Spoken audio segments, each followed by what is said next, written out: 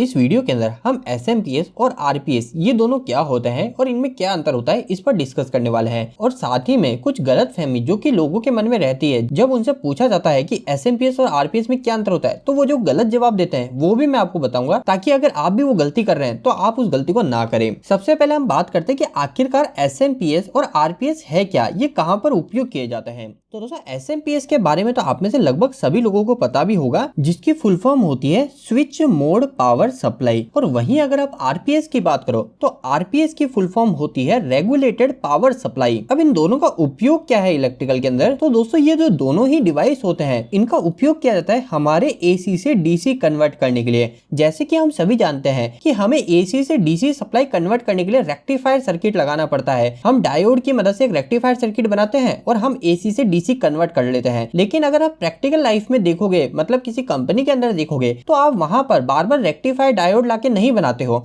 आप क्या करते हो, आप मार्केट से जाते हो, एक एसएमपीएस खरीद के ले आते हो, या फिर आप मार्केट जाते हो और एक आरपीएस खरीद के ले आते हो। और वो जो एसएमपीएस या आरपीएस होता है वो आपको एसी से डीसी कन्वर्ट करके देता है। अब अगर हम इस बारे में भी बात कर ले कि आखिरकार हम इंडस्ट्री के अंदर खुद एसी से डीसी कन्वर्टर क्यों नहीं बना लेते डायोड की मदद से, तो हम इसलिए नहीं बनाते क्योंकि डीसी सप्लाई बनाना और एक होता है प्योर डीसी बनाना जिसके अंदर हमारे कोई भी डिस्टरबेंस ना हो, उन दोनों में काफी फर्क होता है। अगर आप सिर्फ रेक्टिफायर लगाकर, मतलब सिर्फ डायोड लगाकर डीसी सप्लाई बना लोगे और उससे आपके उपकरण को चलाओगे, तो हो सकता है आपके उपकरण जल्दी खराब हो जाए। तो इसलिए हम क्या करते हैं, हम एक इस तरीके का पैक ले आते हैं जो कि हमारा एसएमपीएस या फिर हम आरपीएस ले आते हैं जो कि हमें फिल्टर डीसी सप्लाई निकाल के देता है। मतलब इन डीसी सप्लाई में हमें ज्यादा डिस्टरबेंस देखने को नहीं मिलती। तो अब आपको कुछ बातें तो क्लियर हो गई एसएमपीएस और आरपीएस के बारे में। अब हम हमारे अगले सवाल पे आते हैं कि अगर ये दोनों का काम ही सेम है, दोनों ही हमें आउटपुट में डीसी वोल्टेज निकाल के देते हैं, दोनों ही हमें आउटपुट में डीसी सप्लाई निकाल के देते हैं, तो फिर तो ये दोनों सेम ही हुए ना। इन दोनों में अंतर क्या है? तो दोस्तों इनका अंतर बताने से पहले मैं आपको एक और बात बता दूं कि कई सारे लोग गलती क्या करते हैं, उनसे पूछा जाता है कि एसएमपीएस क्या होता है, वो कैसा दिखता है, तो वो क्या बोलते हैं कि एसएमपीएस वो होता है जिसमें हम एसी से डीसी तो कन्वर्ट करते हैं लेकिन उसके अंदर कोई भी वोल्टेज रेगुलेटर नहीं होता। जैसे कि आपने कई इस तरीके के एसएमपीएस इंडस्ट्री में उपयोग किए होंगे जिसके अंदर हमें आउटपुट में जो डीसी सप्लाई मिल रही है वो फिक्स है, सिर्फ 24 वोल्ट ही मिलेगी या फिर सिर्फ 12 वोल्ट ही मिलेगी। उसके अंदर हमारे पास में कोई भी हमारा जो आउटपुट में डीसी वोल्टेज मिल रहा है उसको रेगुलेट कम ज्यादा करने के लिए हमें कोई भी ऑप्शन नहीं दिया जाता, उससे बोलते हैं एसएमपीएस। और अगर उनसे पूछा जाता है फिर आरपीएस क्या होता है, मतलब रेगुलेटेड पावर सप्लाई क्या होती है, तो वो जवाब देते हैं कि हमारे ऐसे एसएमपीएस जिनके ऊपर एक रेगुलेटर भी दिया जाता है जिसकी मदद लेकर हम हमारे आउटपुट में आने वाले डीसी वोल्टेज को कम ज्यादा कर सकते हैं, वो हो जाते हैं हमारे आरपीएस, मतलब रेगुलेटेड पावर सप्लाई। तो दोस्तों अगर आप भी ऐसा समझते हो तो मैं आपको बता दूं कि ये जवाब पूरी तरीके से गलत है।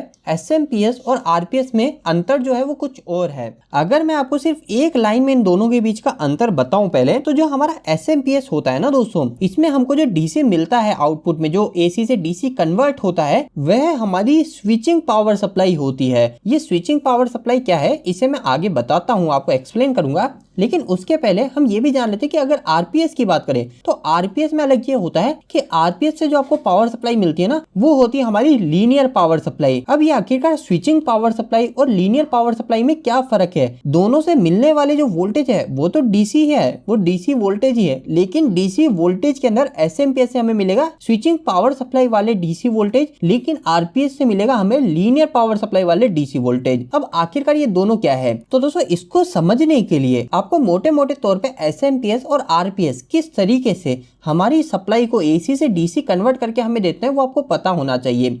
और अगर मैं आपको सिंपल से शब्दों में इसका जवाब भी बताऊं तो जो एसएमपीएस होता है ना, इस एसएमपीएस में जो हमें आउटपुट में डीसी वोल्टेज चाहिए वो हम हमारे स्विचिंग मेथड को उपयोग करके बनाते हैं। स्विचिंग मेथड का मतलब क्या है दोस्तों? स्विचिंग मेथड का मतलब सिंपल सा है, हमारे एसएमपीएस के अंदर आप सभी ने सुना होगा चॉपर का उपयोग किया जाता है। चॉपर क्या होता है? इसके अंदर हमारे कुछ पावर ट्रांजिस्टर या फिर मॉसफेट का उपयोग किया जाता है। ये पावर ट्रांजिस्टर या मॉसफेट जो होते हैं ये हमारे बहुत फास्ट स्विचिंग कर रहे होते हैं। जिस तरीके से हमारे घर में हम स्विच का उपयोग करते हैं फैन को ऑन ऑफ करने के लिए, उस तरीके से हमारे इलेक्ट्रॉनिक के स्विच होते हैं, हमारे पावर ट्रांजिस्टर हो गए, हमारे मॉसफेट हो गए। अब यह जो स्विच होते हैं इनमें खास बात यह होती है कि इनको आप एक ही सेकंड में कई बार बंद चालू कर सकते हो। कई बार का मतलब है कि आप हजारों टाइम्स में, आप 10,000, 20 या 50,000 बार एक सेकंड में इसको बंद चालू कर सकते हो। अब यह जो स्विचिंग मेथड होता है जो चॉपर के अंदर हो रहा होता है, इसकी मदद लेकर ही हम हमारे जो रिक्वायर्ड वोल्टेज जो हमें चाहिए डीसी के, वो एसएमपीएस की मदद से प्राप्त कर लेते हैं। लेकिन वही वहीं अगर आप आरपीएस की बात करते हो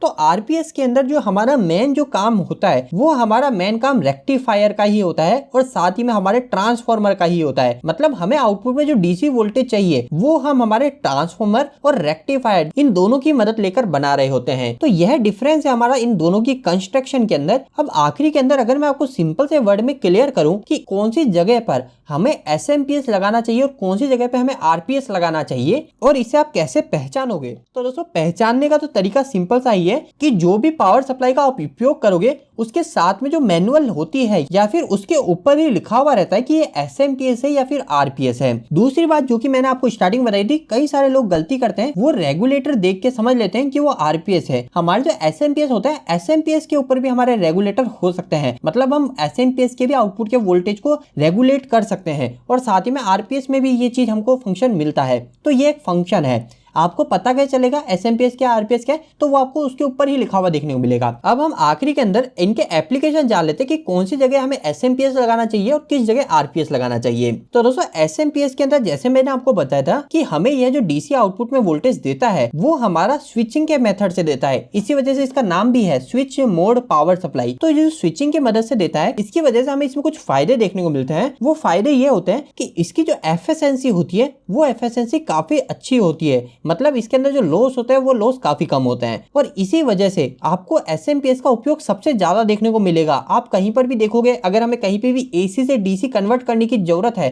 तो हम डायरेक्ट एसएमपीएस ही लेके आते हैं। लेकिन फिर भी ऐसा नहीं कि आप आरपीएस का उपयोग नहीं करोगे, आरपीएस की भी काफी ज्यादा डिमांड होती है। अब इसकी डिमांड कब होती है, तो जैसे मैंने आपको बताया आरपीएस जो होता है वो आरपीएस आपको लीनियर पावर सप्लाई देता है। मतलब कि आरपीएस के अंदर जो हमें आउटपुट में डीसी वोल्टेज मिलता है, इसके अंदर एसएमपीएस के मुकाबले काफी कम नॉइस होता है और इसी नॉइस कम होने की वजह से हमारे जितने भी सेंसिटिव हमारे डिवाइस होते हैं या फिर हमारा कोई टेस्ट इक्विपमेंट होता है जिनके अंदर हमें काफी ज्यादा फास्ट रिस्पांस की जरूरत होती है, उन सभी के अंदर अगर आपको डीसी सप्लाई प्रोवाइड करानी है तो हम वहां पे आरपीएस की मदद से करते हैं। वहां पे एसएमपीएस की वजह से इसलिए नहीं की जाती क्योंकि एसएमपीएस के अंदर जो नॉइस होती है वो काफी ज्यादा होती है। माना एसएमपीएस की एफिशिएंसी अच्छी होती है लेकिन नॉइस ज्यादा होने की वजह से आप देखोगे कहीं पर भी अगर हमें इलेक्ट्रॉनिक का वर्क करना है, जैसे कि हम कहीं पर एम्पलीफाई करना चाहते हैं, तो वहां पर हम एसएमपीएस की जगह आरपीएस का उपयोग करेंगे। इसके अलावा हमें कहीं पे भी अगर मेडिकल एप्लीकेशन है जहां पर हमारा जो डेटा है वो काफी ज्यादा सेंसिटिव हो जाता है, उसमें कोई भी डिस्टर्बेंस नहीं आनी चाहिए, वहां पर हम आरपीएस का उपयोग करेंगे। तो दोस्तों उम्मीद है आज के इस वीडियो के माध्यम से मैंने आपके एसएमपीएस और आरपीएस से रिलेटेड कई सारे डाउट क्लियर कर दिए होंगे। आपको आज का ये वीडियो कैसा लगा, प्लीज इस वीडियो को एक लाइक करके जरूर बताइएगा। अगर आपके मन में अभी भी इस वीडियो के प्रति इलेक्ट्रिकल जुड़े कोई सवाल रह गए तो आप मुझे नीचे कमेंट बॉक्स में कमेंट करके पूछ सकते हैं। इलेक्ट्रिकल वीडियो पसंद करते हैं आज हमारे चैनल को सब्सक्राइब कर लीजिए। आज के लिए इतना ही, धन्यवाद।